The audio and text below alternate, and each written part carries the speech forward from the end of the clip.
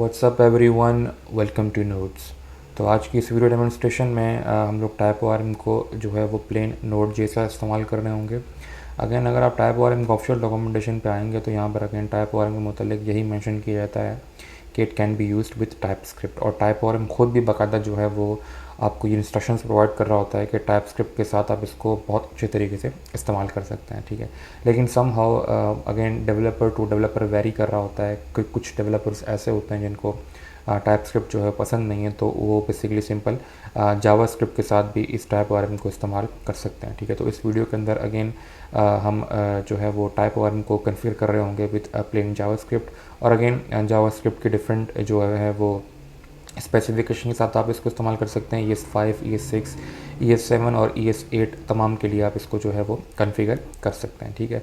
तो without time waste के हम इसको स्टार्ट करते हैं। अगेन मैं यहाँ पर स्क्रॉल डाउन करूँगा तो आपको यहाँ पर जो है वो गाइड्स के सेक्शन में यहाँ पर यूजेज विद जावास्क्रिप्ट के अंदर जो है वो तमाम की तमाम इंस्ट्रक्शंस मिल जाएंगी कैसे आप टाइप ओ को सिंपल जावास्क्रिप्ट के साथ इम्प्लीमेंट कर सकते हैं, ठीक है। तो इस वीडियो के अंदर हम लोग बेसिकली जो है ये सारे का सारा जितना भी यहाँ पे लोगों ने एग्जाम्पल्स यहाँ पे प्रोवाइड किए हैं हम इसको जो है वो प्रैक्टिकली डेमोन्स्ट्रेट कर रहे होंगे, ठीक है। तो इसी के साथ चलते हैं अपनी प्रैक्टिकल डेमोन्स्ट्रेशन की तरफ, ठीक है। तो स्टार्ट करते हैं अपनी प्रैक्टिकल डेमोन्स्ट्रेशन। और यहाँ पर आप देख सकते हैं कि मैंने एक प्रोजेक्ट कन्फिगर कर लिया है वेबस्टॉर्म के अंदर। और यहाँ पर सिंपल एक ही मैंने app.js की फ़ाइल क्रिएट की हुई है। सोर्स के अंदर अगर आप आएंगे तो ये एक फ़ाइल आपको नज़र आ रही होगी और उसके अंदर मैंने सिंपल एक एक्सप्रेस की जो है वो एप्लीकेशन यहाँ पे मेंशन की हुई है, जिसके अंदर मेरे पास सिर्फ एक ही एंड पॉइंट है जिसमें हम लोग ये स्ट्रिंग जो है वो सेंड करवा रहे हैं। और अगर आपको मैं अपनी पैकेज.json की फ़ाइल दिखाऊँ तो यहाँ पर कुछ डिपेंडेंसी हमने इंस्टॉल की हुई है। ऑब्वियस ही बात है, एक्सप्रेस हमें चाहिए तो हमने एक्सप्रेस इंस्टॉल किया हुआ है। और सेम क्योंकि हम टाइप ओ के साथ वर्किंग कर रहे हैं तो मैंने टाइप ओ को भी यहाँ पे इंस्टॉल कर दिया है। और जो इसका वर्जन हम इस्तेमाल कर रहे हैं वो है 0.3.12 और मेरे नज़दीक ये शायद लेटेस्ट ही वर्जन है जो मैं इस्तेमाल कर रहा हूँ, ठीक है। और डेवलपमेंट डिपेंडेंसीज में मैंने नॉटबोर्न इंस्टॉल कर लिया गया। नॉटबोर्न का ताल्लुक नहीं है इस प्रोजेक्ट से, लेकिन क्योंकि हमें बार बार जो है वो सर्वर रीस्टार्ट ना करना पड़े इस वजह से मैंने नॉटबोर्न को डेवलपमेंट डिपेंडेंसी इंस्टॉल किया हुआ है।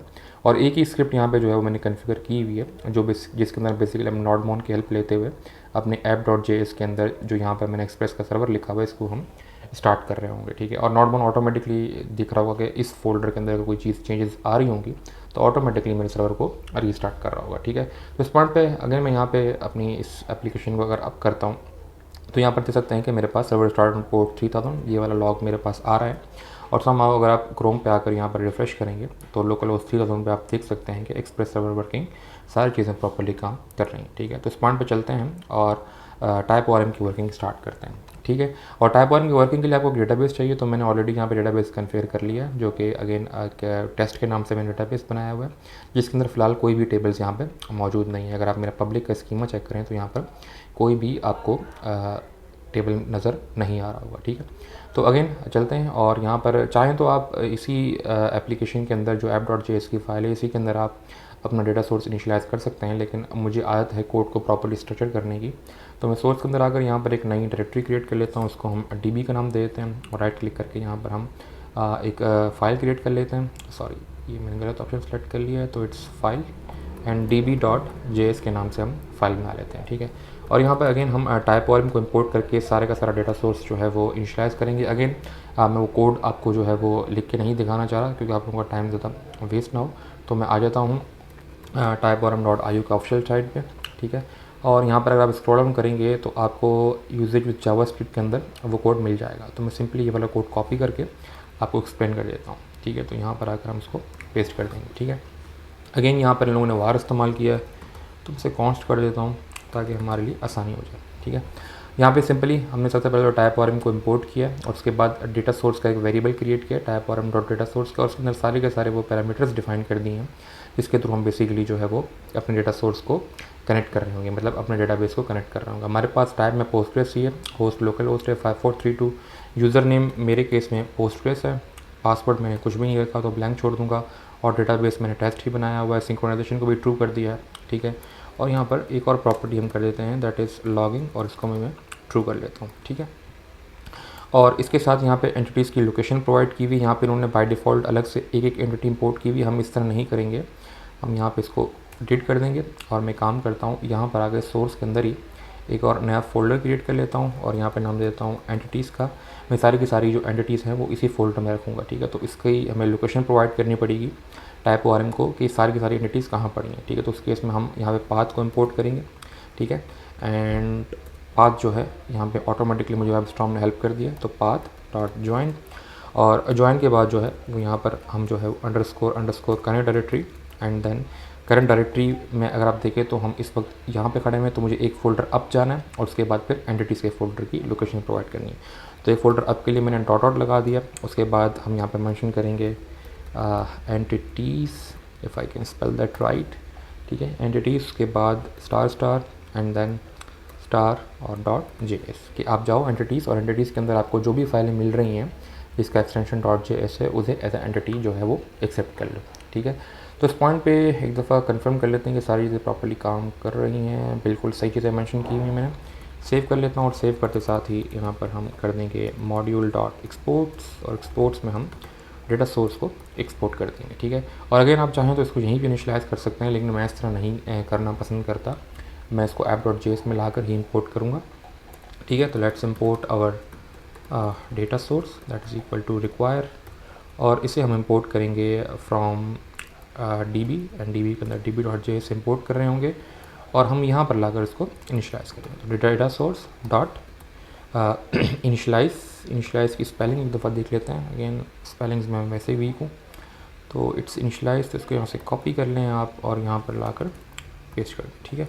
तो इनिशियलाइज़ करेंगे हम, और डॉट देन, और देन के अंदर जैसे ही आपका डेटा सोर्स इनिशियलाइज़ हो जाता है तो आप यहाँ पर सिंपल लॉक करवा सकते हैं कि डेटा सोर्स डेटाबेस कनेक्टेड, ठीक है, कि डेटाबेस आपका कनेक्ट हो चुका है। और अगर कोई एरर आपके पास आता है तो आप डॉट कैच में जो है वो एरर डिस्प्ले करवा सकते हैं। तो मैं सिंपल जो है वो एरर को लॉक करवा दूँगा, ठीक है। और अगेन जो गुड प्रैक्टिस है वो ये है कि जब आपका डेटा सोर्स कनेक्ट हो जाए तभी आप अपने सर्वर को अप करें। तो इस केस में यहाँ पे मैं इसको कट करके इसके अंदर ले जाऊँगा, ताकि हम तब ही जो है अपने सर्वर को स्टार्ट करें जब हमारा डेटा सोर्स प्रॉपर्ली कनेक्ट हो जाए, ठीक है। तो यहाँ पर डॉट इनिशियलाइज़ में जो है वो आपको ये दे रहा होगा कि अनरिजॉल्व फंक्शन और मेथड इनिशियलाइज़, ठीक है। इसको फिलहाल इग्नोर करते हैं और इसको स्टार्ट करके देखते हैं कि क्या स्टेप बनते हैं हमारे पास, ठीक है। तो अगेन अगर आप मेरा इंटीग्रेटर टर्मिनल ओपन करें, ठीक है, यहाँ पर देख सकते हैं कि मेरे पास एक एरर आ चुका है, ठीक है। और एरर में आपको बता रहा है कि आपके पास जो PG ड्राइवर है वो इंस्टॉल नहीं है, ठीक है। तो अगेन हम लोग ड्राइवर को इंस्टॉल करना भूल चुके हैं, तो मैं काम करता हूँ, इसको स्टॉप कर देता हूँ, ठीक है। स्टॉप करते साथ ही हम दोबारा आते हैं अपने टर्मिनल के अंदर, और यहाँ पर हम npm इंस्टॉल करेंगे PG, ठीक है। PG का मतलब पोस्टग्रेस का जो ड्राइवर है वो इंस्टॉल करने होंगे, ठीक है। तो ये मैं इंस्टॉल करना भूल चुका था, तो इसको इंस्टॉल कर लेते हैं। और इस केस में एक दफ़ा पैकेज.json में अगर मैं आता हूँ तो आप यहाँ पर देख सकते हैं कि मेरे पास PG इंस्टॉल हो चुका है। और अगेन ये डेटाबेस का जो ड्राइवर है वो डेटाबेस टू डेटाबेस वेरी कर रहा होता है। SQL MySQL के केस में डिफरेंट होगा, पोस्टग्रेस के केस में डिफरेंट होगा, और MongoDB के केस में ये डिफरेंट होगा, ठीक है। तो अगेन मेरा ड्राइवर भी इंस्टॉल हो चुका है, तो अब इसको रन करते हैं और देखते हैं क्या मेरे पास लॉग्स आते हैं।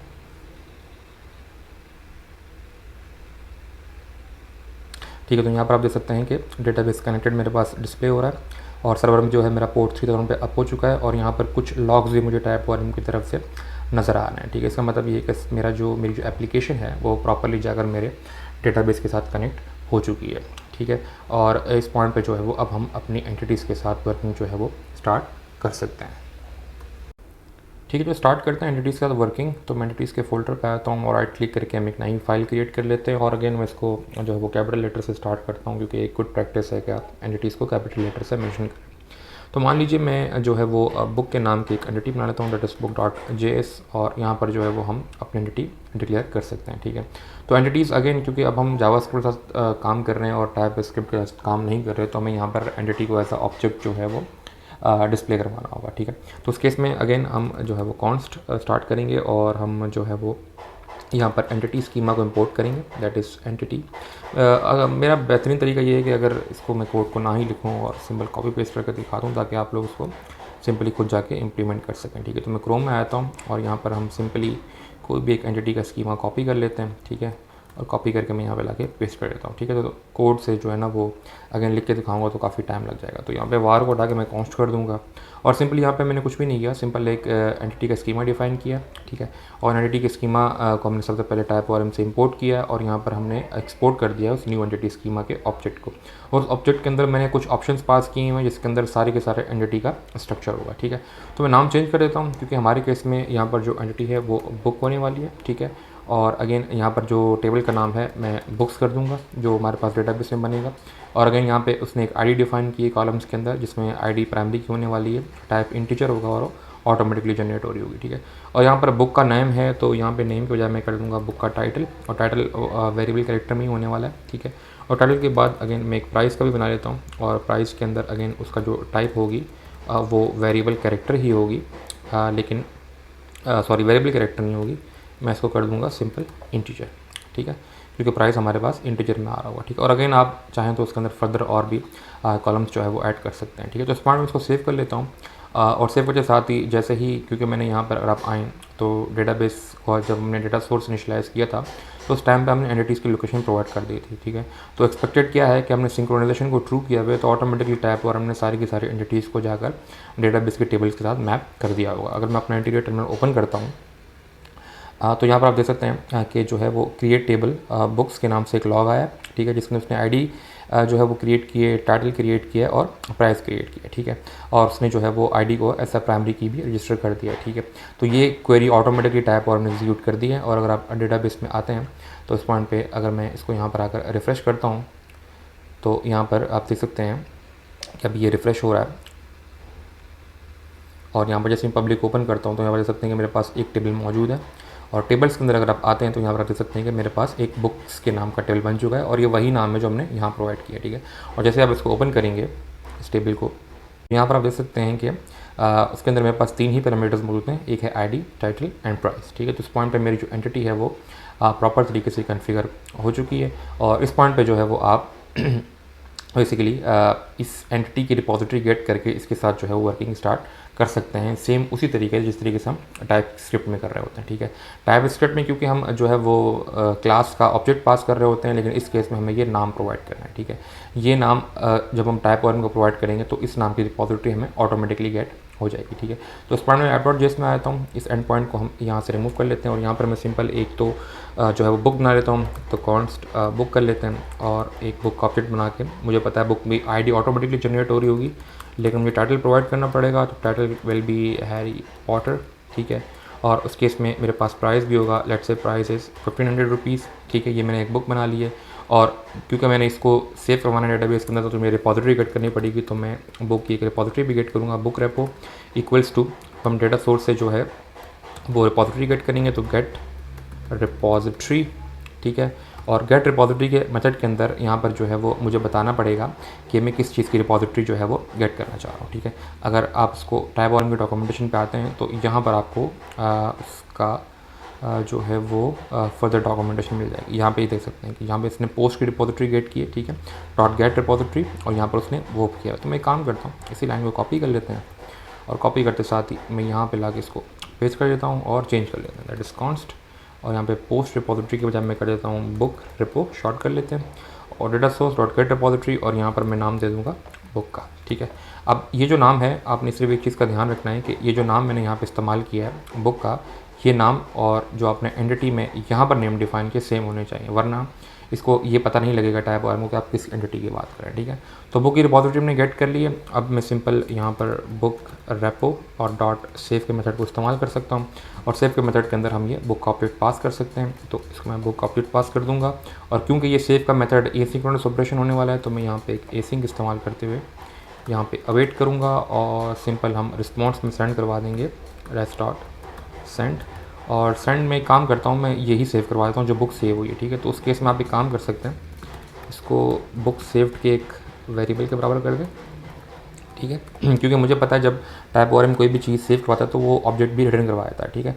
और यहाँ पर हम simple rest dot JSON send करवा देते हैं बुक सेव्ड, ठीक है। तो ये एक ओवरऑल कोड है, जो ये तो हम ऑलरेडी प्रैक्टिस कर चुके थे, लेकिन फिर भी क्योंकि हमें जावास्क्रिप्ट में किस तरीके से करना था मैं वो एक्सप्लेन कर रहा हूँ, ठीक है। तो इस प्रोग्राम को सेव कर लेते हैं, और सेव करते साथ ही अगर मैं अपना जो है वो टर्मिनल ओपन करता हूँ तो यहाँ पर देख सकते हैं कि अगर मैं स्क्रॉल डाउन करूँगा तो आप देख सकते हैं कि मेरे पास सारी की सारी चीज़ें प्रॉपर्ली काम कर रही हैं, कोई एरर मौजूद नहीं है।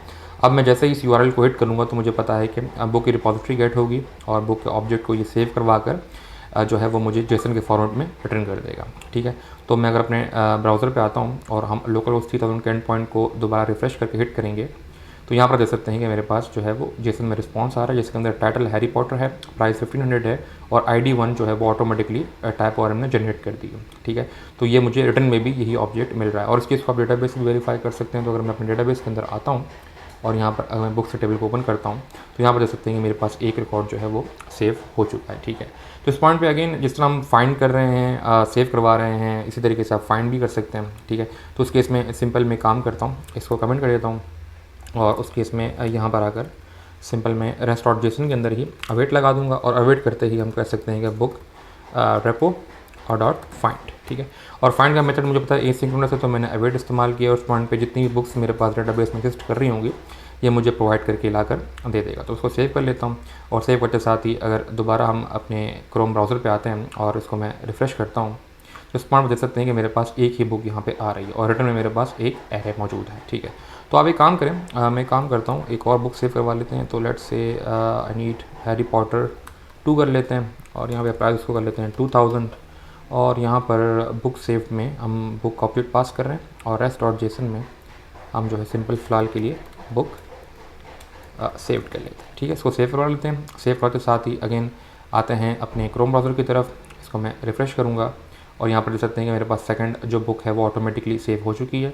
इसको आप डेटाबेस से भी वेरीफाई कर सकते हैं। तो अगर मैं बुक्स डेटाबेस खोलता हूँ तो आप देख सकते हैं कि सेकंड रिकॉर्ड भी मेरे पास गिर चुका है। और अब आकर हम सिंपली app.js में आते हैं और इसको मैं यहाँ पे कमेंट कर दूँगा और यहाँ पर अगेन हम अवेट लगाकर जो है वो बुक रिपो डॉट फाइंड करेंगे और फाइंड ऑटोमेटिकली सारी की सारी जो बुक्स हैं वो मुझे गेट करके लाकर दे देगा। तो इस पॉइंट पे अगेन आप क्रोम में जाकर अगर इसको रिफ़्रेश करेंगे तो यहाँ पर आप देख सकते हैं कि मेरे पास 2 बुक्स आ रही हैं। ठीक है, तो इस पॉइंट पे अगेन आप वो सारे के सारे मेथड इस्तेमाल कर सकते हैं फाइंड के, डिलीट के, अपडेट के, जो हम वैसे टाइप स्क्रिप्ट के थ्रू इस्तेमाल कर रहे थे। ठीक है, और अगर यहाँ पर आप रिलेशंस में कंफ्यूज होंगे तो रिलेशंस के लिए आप बेसिकली क्या कर सकते हैं, अगर मैं आपको अपनी डॉक्यूमेंटेशन ला के दिखाऊँ तो यहाँ पर उन्होंने बेसिकली रिलेशंस के को इस तरीके से डिफाइन किया हुआ है कि अगर आपने कोई सेकंड एंटिटी के साथ रिलेशन क्रिएट करना है तो आप एक रिलेशन का ऑब्जेक्ट बनाकर उसके अंदर डिफाइन कर सकते हैं कि किस एंटिटी के साथ रिलेशन बना है। उस केस में आपको उस एंटिटी का नाम प्रोवाइड करना है, उसका टारगेट नेम जो होगा, रिलेशनशिप की टाइप बतानी है और जॉइंट टेबल और कैस्केड वगैरह अगर आप इनेबल करना चाह रहे हैं तो वो पैरामीटर्स भी आपको प्रोवाइड करने होंगे और ये तब प्रोवाइड करने जब आप एंटिटी का स्कीमा जो है वो लिख रहे होंगे। ठीक है, तो इस पॉइंट पे अगेन ये एक ओवरऑल समरी थी कि किस तरीके से आप प्लेन Node.js में जो है जावास्क्रिप्ट के थ्रू आप टाइप ORM को इस्तेमाल कर सकते हैं। ठीक है, तो उम्मीद करता हूँ कि आप लोगों को मेरा कंटेंट अच्छा लग रहा होगा। If you are liking my content so do like and subscribe the channel और इंशाल्लाह मिलते हैं किसी नेक्स्ट प्लेलिस्ट के साथ। तो ये बेसिकली एक ओवरऑल इंट्रोडक्शन था कि आप टाइप ORM को प्लेन जावास्क्रिप्ट के साथ किस तरीके से इस्तेमाल कर सकते हैं। तो वो डेवलपर्स जो टाइप स्क्रिप्ट को हेट करते हैं और जिन्हें सिर्फ जावास्क्रिप्ट पसंद है तो बेसिकली इस अप्रोच के थ्रू ईजिली अपनी एप्लीकेशन को पोस्टग्रेस डेटाबेस से कनेक्ट करके एंटिटीज़ के साथ प्रॉपरली काम कर सकते हैं। ठीक है।